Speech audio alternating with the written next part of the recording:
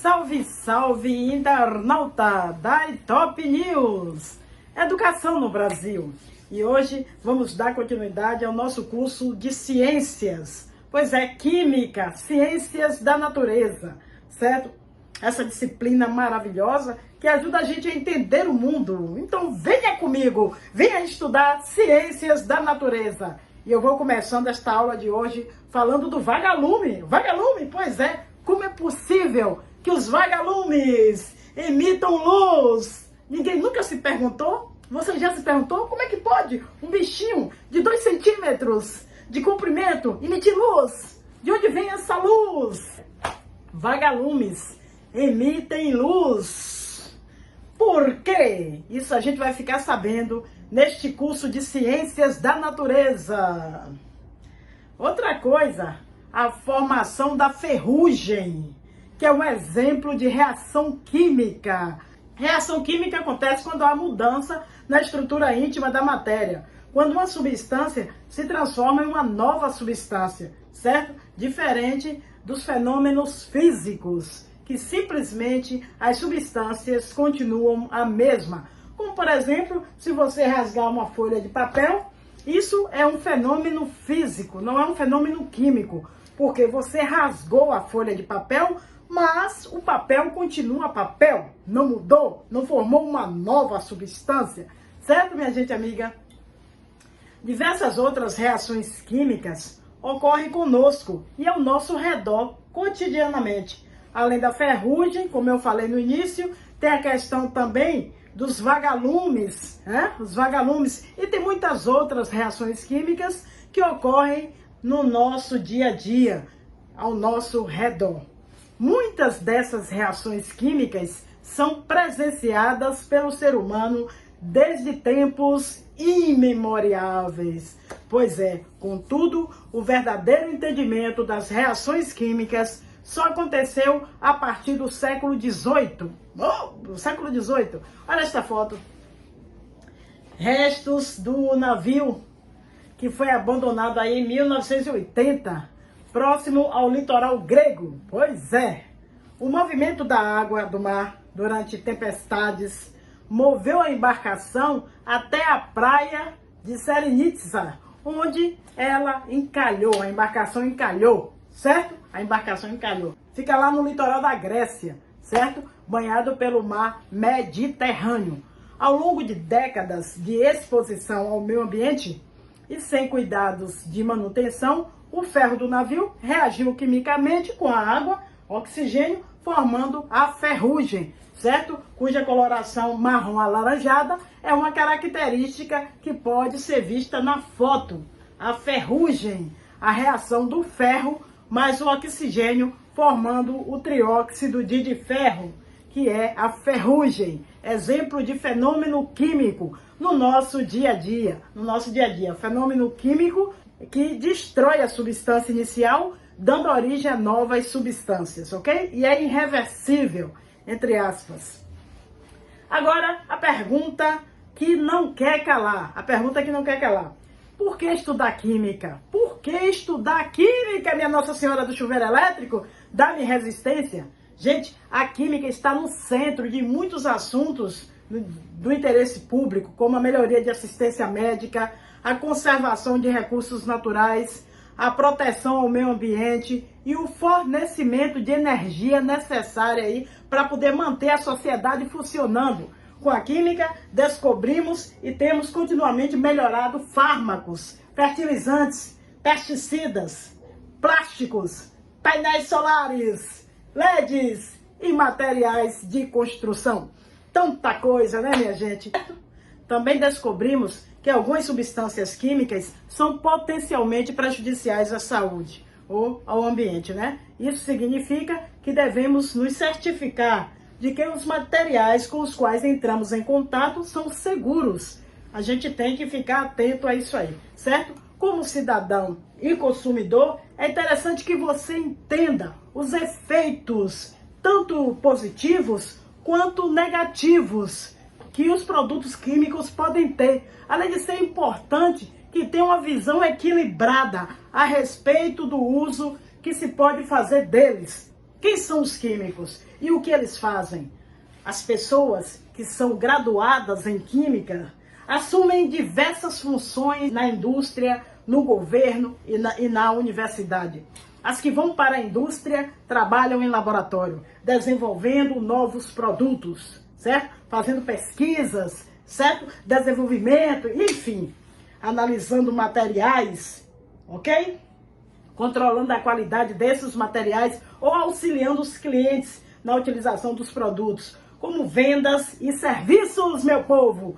Já aquelas com mais experiências, as pessoas, os químicos com mais experiências ou treinamento, podem se tornar gerentes ou diretores. Pois é, os químicos, como força de trabalho científica, são peças chaves, né? Para o governo, instituições nacionais de saúde, departamentos de energia e agência de proteção ambiental, certo? Aí empregam um químico.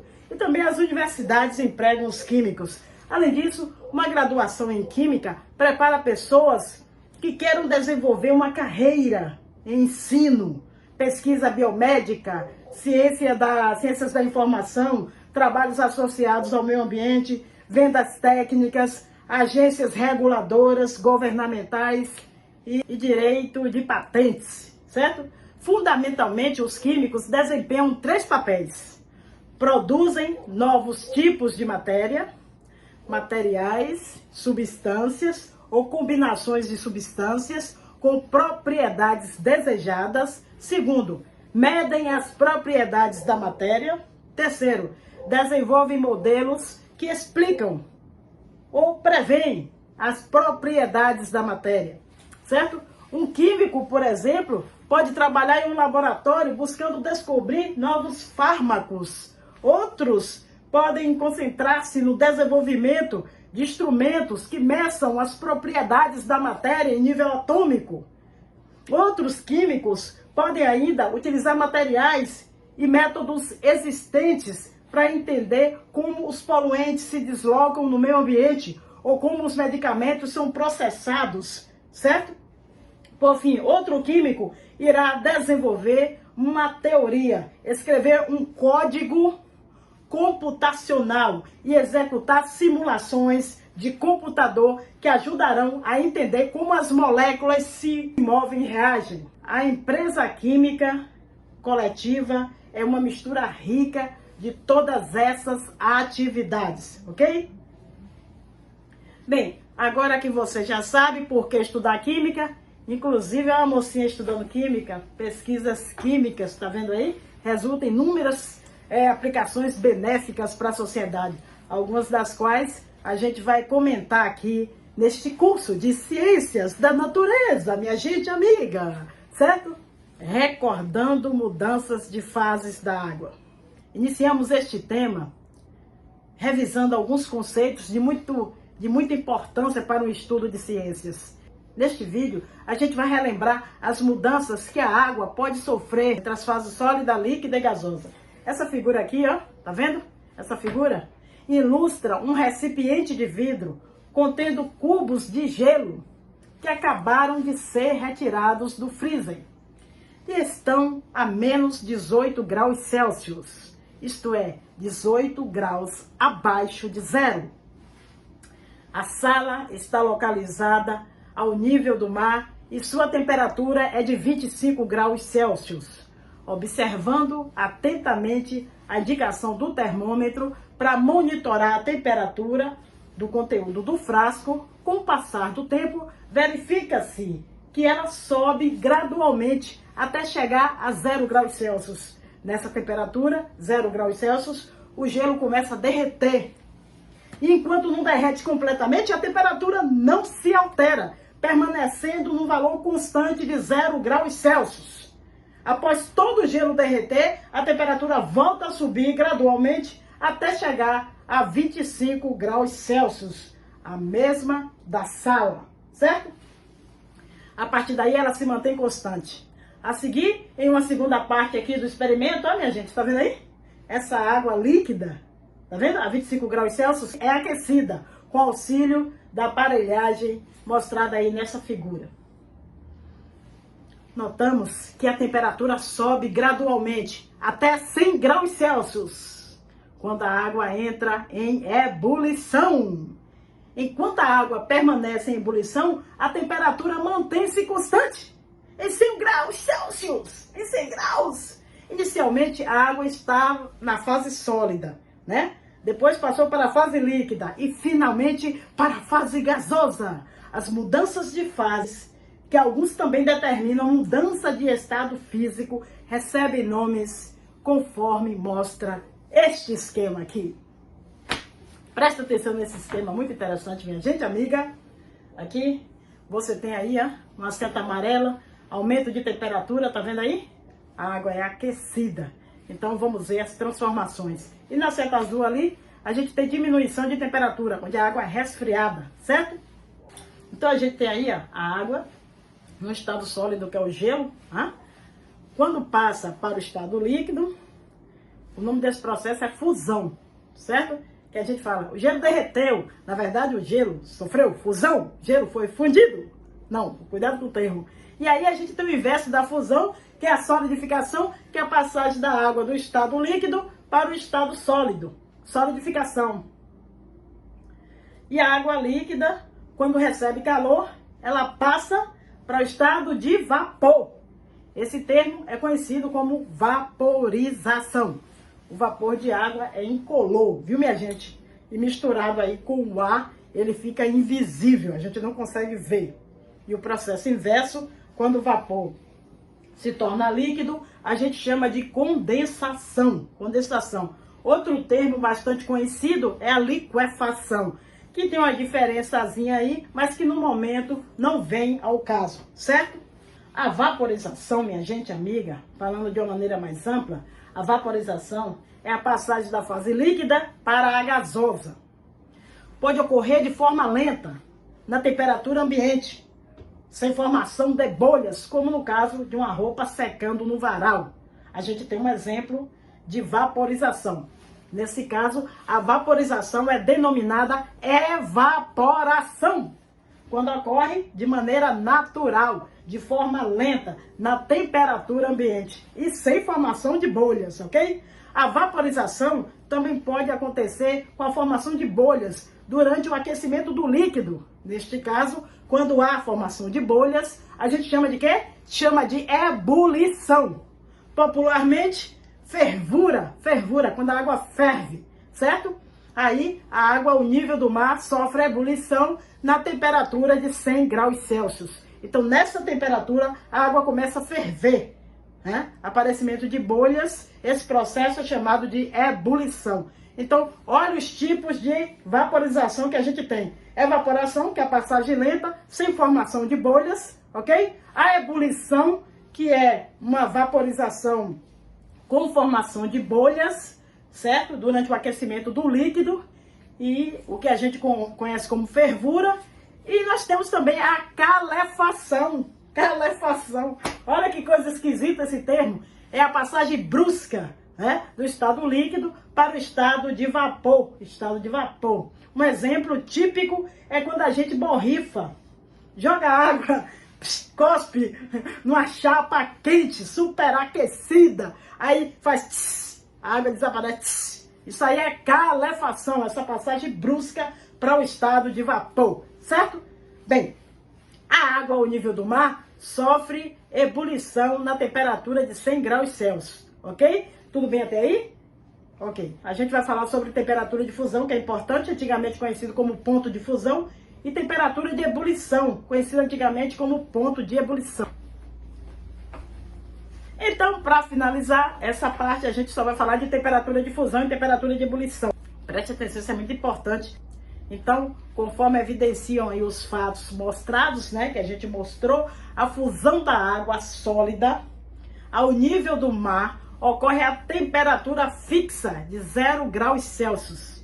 Essa é a temperatura de fusão da água, 0 graus Celsius, quando ela passa a derreter, passa para o estado líquido, 0 graus Celsius.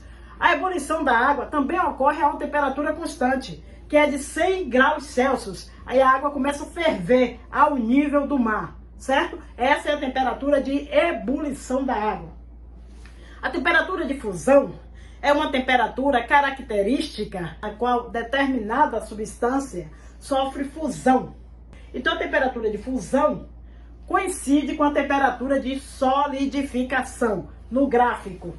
A temperatura de fusão é uma temperatura característica na qual determinada substância sofre fusão durante o aquecimento ou solidificação durante o resfriamento. Só que essas temperaturas, elas coincidem, elas se igualam. Tudo isso a uma pressão constante, ok? E também, como eu já falei, a temperatura de fusão é também denominada ponto de fusão, certo? Já a temperatura de ebulição ou ponto de ebulição é uma temperatura característica na qual determinada substância sofre ebulição. O que é isso? Durante o aquecimento, lembra? A água começa a ferver. Ou liquefação, que é aquele processo inverso. Aí é resfriamento, certo? Tudo isso a uma pressão constante. A temperatura de ebulição também é conhecida como ponto de ebulição. No aquecimento ou resfriamento de determinada substância, certo? Realizado a pressão constante, a temperatura permanece constante, certo? Enquanto a mudança de fase está se processando. Enquanto toda a água não evaporar, a temperatura ela não aumenta, ela permanece constante, no caso da ebulição. Enquanto a mudança de fase estiver se processando, a temperatura ela não aumenta, ela permanece constante. É por isso que se diz que durante a mudança de estado, a temperatura permanece constante. E este aqui é o gráfico, aqueles patamares que são aquelas linhas horizontais ao eixo do X. Pois é, tá vendo ali? Indica que a temperatura não varia durante a mudança de estado. A temperatura de ebulição das substâncias pode variar bastante, dependendo da pressão atmosférica do local, né, minha gente? Em que o experimento aí é feito. Já a temperatura de fusão varia menos intensamente, Então depende da pressão. A pressão atmosférica varia sensivelmente com a altitude ou local. Vamos considerar subentendido, de agora em diante, que todos os dados relativos à ebulição e à fusão referem-se ao nível do mar, Ao nível do mar, um ATM. Aí alguns exemplos: temperatura de fusão, temperatura de ebulição de algumas substâncias em graus Celsius ao nível do mar, certo? Então aí nós temos o tungstênio, que é aquela pecinha da lâmpada, Lembra? A lâmpada incandescente, que nem vende mais, já saiu do mercado porque consome muita energia.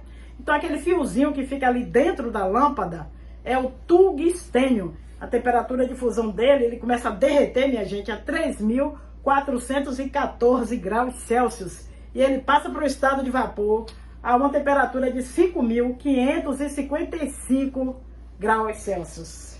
Que loucura, né? Tá aí algumas temperaturas de fusão. O ouro derrete a uma temperatura de 1.064 graus Celsius. Derreter, sofrer fusão, temperatura de fusão aí, viu?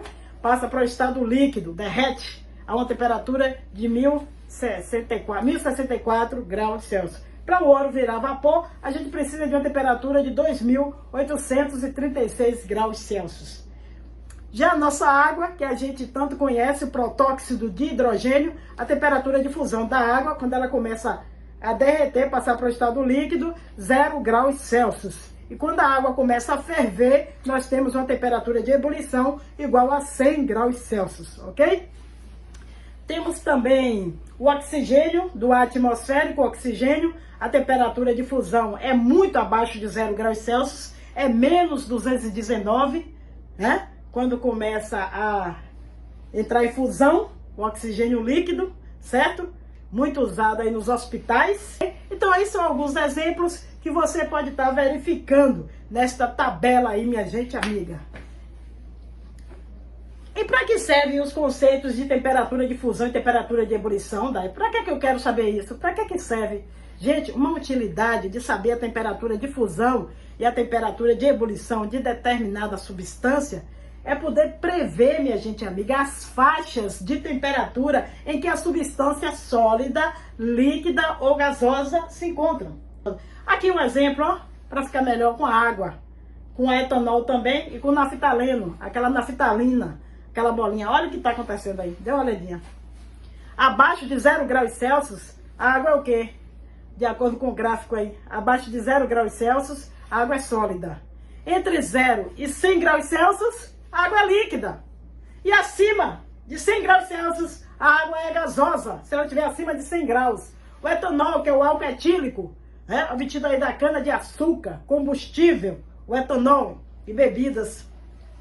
Ele é sólido a uma temperatura de menos 114 graus Celsius.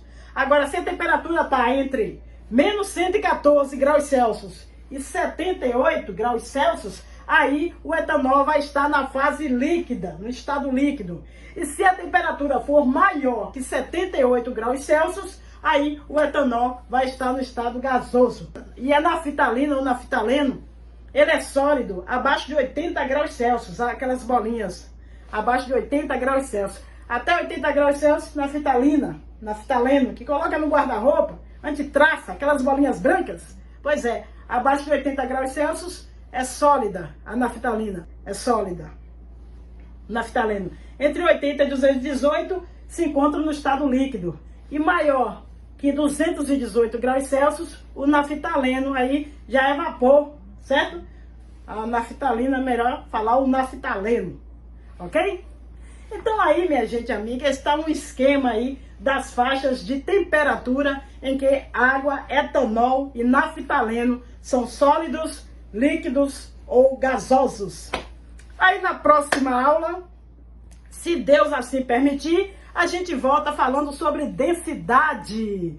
Densidade, essa propriedade física tão importante que identifica a substância. É como se fosse o nosso CPF, o nosso RG, cada um tem o seu. E aí a gente volta falando da densidade. Dê um clique, amizade! Saúde e paz, porque o resto já sabe, a gente sempre corre atrás. Porque a gente é brasileiro e brasileiro não desiste nunca. Né?